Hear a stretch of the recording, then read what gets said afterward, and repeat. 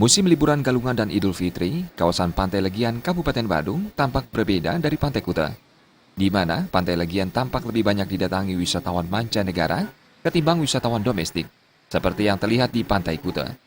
Kondisi ini mengakibatkan Pantai Legian terasa lebih nyaman bagi Wisman dibandingkan Pantai Kuta yang terasa sangat kredit.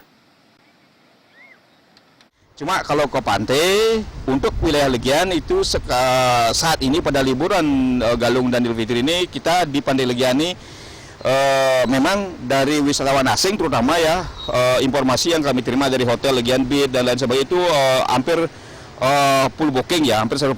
Dan wisatawan asing itu memang penuh ada di lokasi di pantai kita di Pantai Legian. Kalau Bapak Ibu bisa lihatkan itu memang kita kebanyakan di Pantai Legian ini khusus untuk wisatawan asing.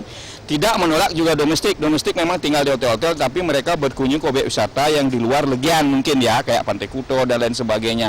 Sehingga kelihatan pantai kita memang penuh dengan wisatawan asing. Kalau domestik saya kira kunjung ini meningkat, yang bukan yang non muslim ya, saya lihat itu meningkat. Kita bisa lihat di jalan raya itu macet total ya. Tetapi untuk ke Pantai Legian tidak begitu banyak karena memang kita di Pantai Legian dibatasi dengan portal ya. Ditambahkan, wisatawan asing memang cenderung mencari suasana yang lebih tenang dan nyaman, sehingga mereka lebih memilih kawasan Pantai Legian. Sementara tingkat hunian kamar akomodasi hotel-hotel di kawasan Legian terisi 100%. Purnama dan Riasa, Bali TV.